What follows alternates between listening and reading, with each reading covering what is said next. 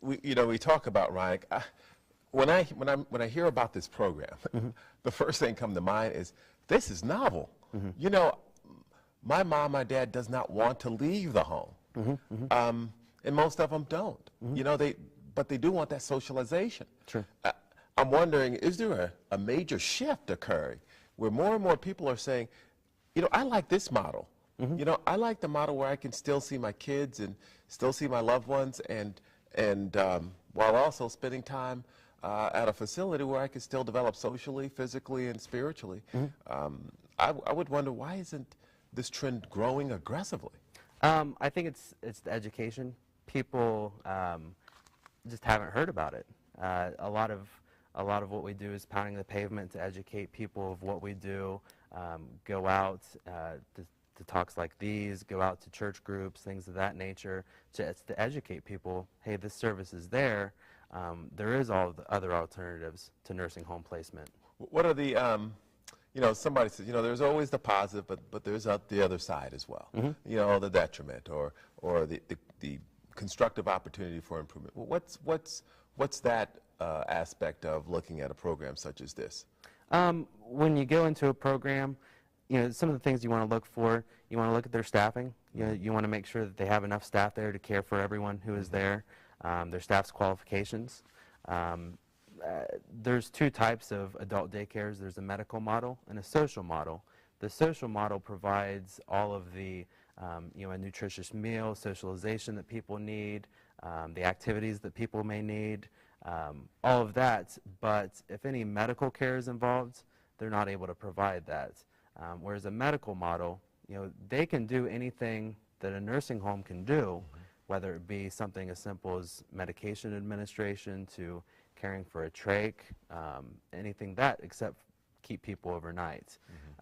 So when people are going out and looking at, you know, different daycares or different alternatives, you know, they want to ask those questions. You know, look at the cleanliness of the facility. Look at, as I said, the staffing. Do they do background checks on their staff? Things of that nature. Do you guys have a schedule as to, you know, what one can anticipate when they apply for this respective program? We go over everything when the person comes in. We also, on a monthly basis, put out a calendar that everyone that we send home with everybody has a list of the activities that the guests do while they're at the center. And on the calendar we'll have everything, you know, this will be a more physical activity, this will be a more mental exercise. Every day is different, and I can't speak for the other adult daycares that are out there, but our calendars are designed so that there's something different going on. You know, we don't watch TV, we don't watch movies. We want to get people away from that and do more. You don't do any TVs or movies? The only reason we have a TV is for the Wii. Okay. People can watch TV and movies in their own home. Yes. We want to get people active. So. Outstanding. So as we you know, we talk about the need, you know, is this a 9 to 5 program? You know, can I start at 5 in the morning? Can I pick my father up at 12 at night? How does the timing work for a program such as this? Our program is open Monday through Friday, 8 to 5. So your loved one could be there from 8 o'clock in the morning till 5 o'clock in the evening. So some programs provide transportation, which we do. We can do wheelchair transportation, and our transportation starts at a time where we can pick people up before 8 o'clock so they're there at 8 o'clock.